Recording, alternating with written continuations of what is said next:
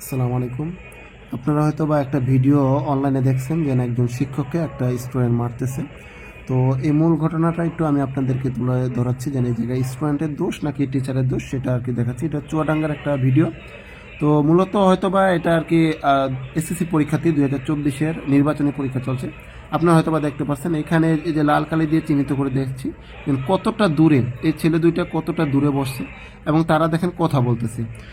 এবং এই জায়গায় প্রথম যে স্টুডেন্টটা এই স্টুডেন্টটা আর দ্বিতীয় বেঞ্চের যে স্টুডেন্ট দেখেন বেঞ্চের মাঝামাঝি এসে বসছে এবং ওই ছেলের সাথে কথা বলতেছে বা দেখাচ্ছে বা এরকম কিছু একটা।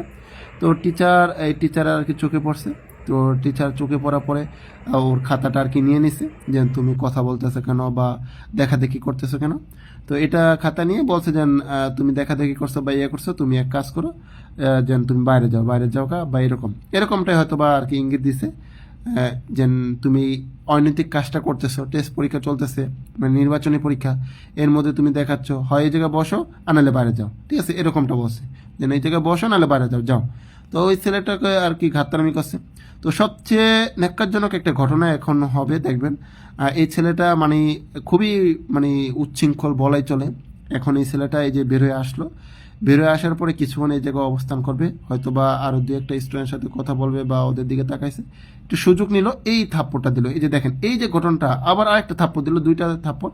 এবার টিচার আর কি ওকে ধাক্কা দিয়ে ফালিয়ে তারপর বাইরে চলে গেল।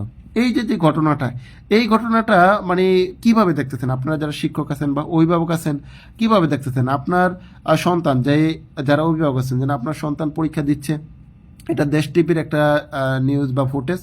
তো এই যে যে আচরণটা আপনার সন্তানের বা আপনার সন্তানরা যে আচরণটা করতেছে একজন শিক্ষকের সাথে, শিক্ষকের দোষ না, আপনারা হয়তো বা দেখতে পাচ্ছেন, তারপর যে আচরণটা করলো এটা আপনারা কিভাবে দেখতেছেন আর এর জন্য দায়ী কারা তা একটু অবশ্যই কমেন্ট বক্সে লিখবেন। আমি মনে করি যেই দিন থেকে টিচারদের হাত থেকে লাঠি তুলে নেওয়া হয়েছে সেই দিন থেকে শিক্ষার্থীরা নিয়ন্ত্রণের বাইরে চলে গেছে, এটা আমি ব্যক্তিগতভাবে আর কি বিশ্বাস করি। পূর্বে যারা স্টুডেন্ট ছিল বা এখন যারা শিক্ষক আছে তারা কিন্তু তাদের শিক্ষকদের অনেক সম্মান করতো বা ভয় পেত, দেখা গেছে অনেক সময় সার্কুলার থাকলে নেমে তারপর সম্মান দেখাতো। কিন্তু এখনকার যে অবস্থাটা, এই সম্পর্কে আপনি কি বলবেন?